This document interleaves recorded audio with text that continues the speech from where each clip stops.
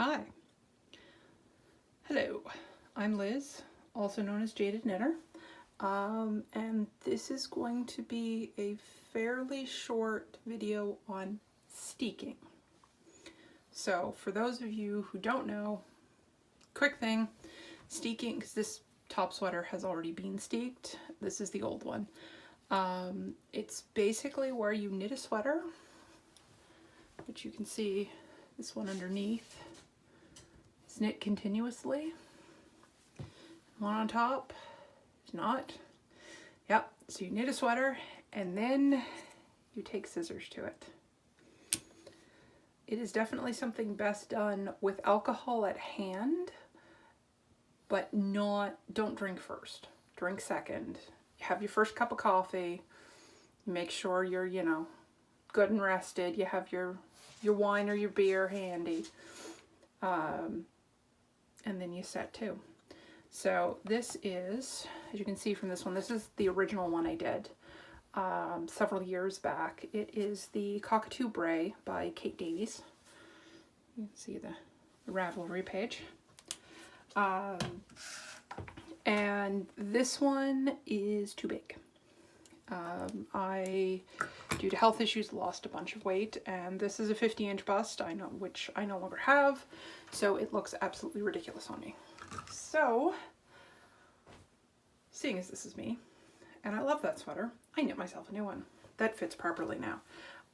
It is, you can tell it's the exact same. I had bought a kit for it originally, so the first one, this one is actually done in the exact colors and with the base yarn as the pattern calls for. This one, I had enough of most of the color work, or most of the colors to redo that, and then I did a gray, well, a charcoal for the base. That's Gadget. We'll cover up the butt shots, because, yeah, it's a pug. Dude, just lie down.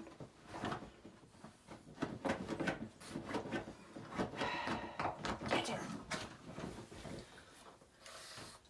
Just lie down. You're fine. Anyway, so I had enough yarn left over to do the collar again in the exact same yarn, and then this was something I had bought probably close to 10 years ago now to knit another sweater that I never got around to, and have since decided that I like this one better.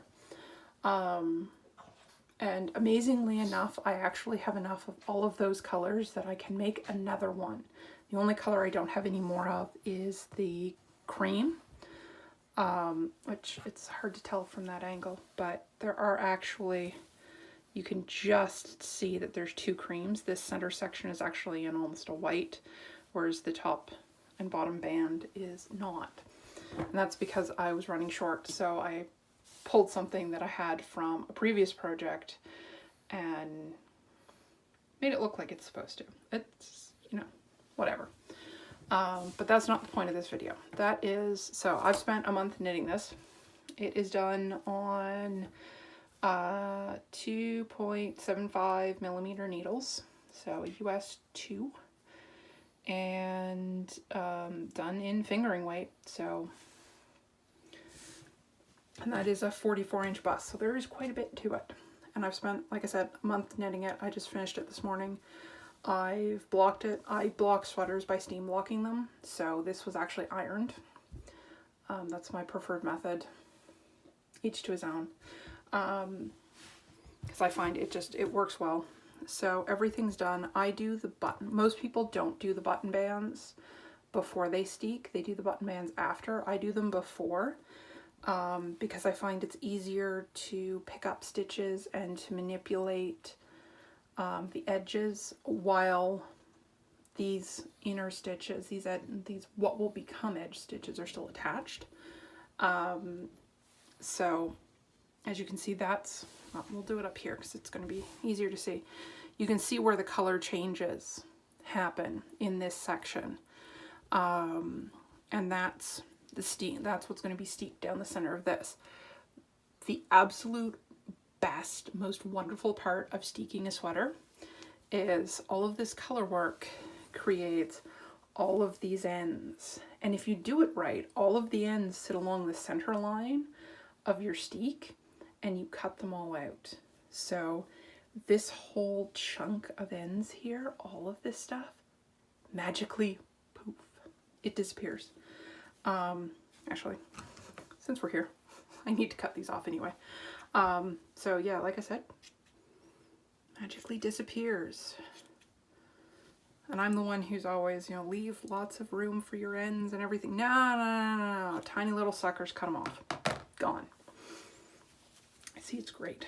Now, for this, I didn't reinforce the steek, and I'm not going to bother to reinforce it because this yarn is fairly sticky. Like, it does actually stick to itself fairly well. And once I'm done, I'll show you what the old one. So this is the same point on the old sweater. That's the button band. And then if you look on the back, it's completely covered with ribbon. And I'm going to do the same thing to the new one. So let's get this one out of the way.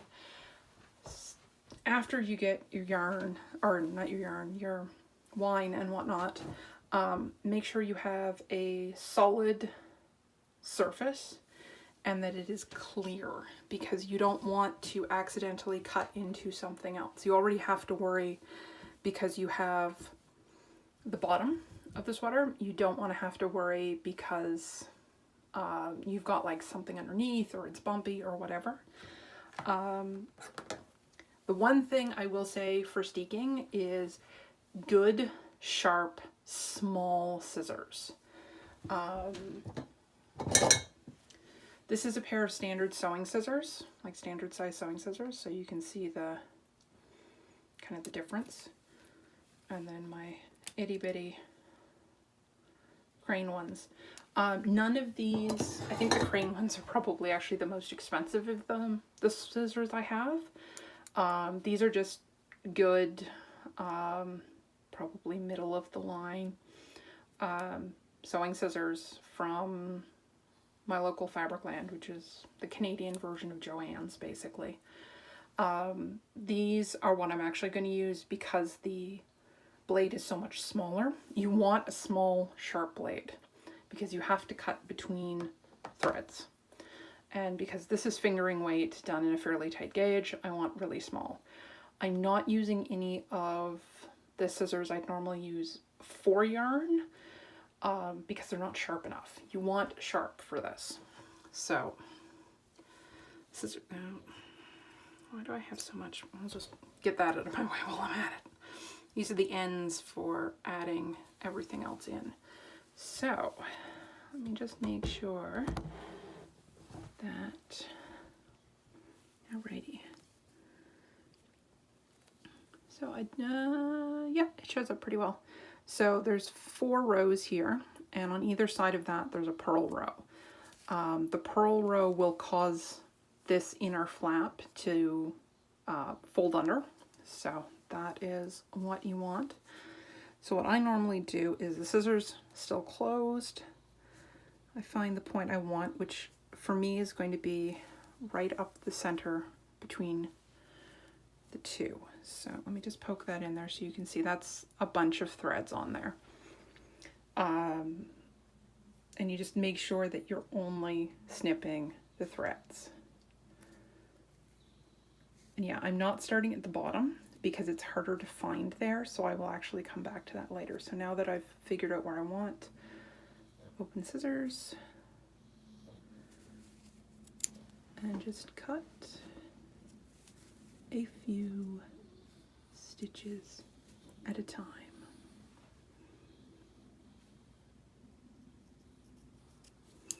I'm going to put this down because I want to be able to do this on the ground or on a solid surface, because you don't want to cut the wrong stitch.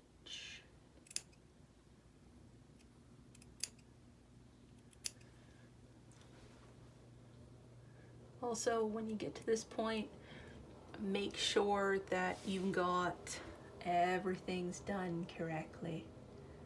because you do not want to realize you've screwed up or it doesn't fit, because there is no going back.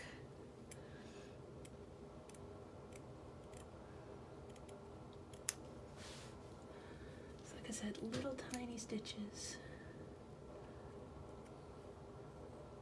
You can, if you want to, just pull out like the individual bars, because you just want the one line of stitch between them. I'm not being the most careful with this one just because it is sticky wool and I know how it reacts, so I'm not too worried. Oops. Let's get the sleeve out from under there, because again, we don't want to. And I am picking it up a bit so that I'm not cutting directly on the base.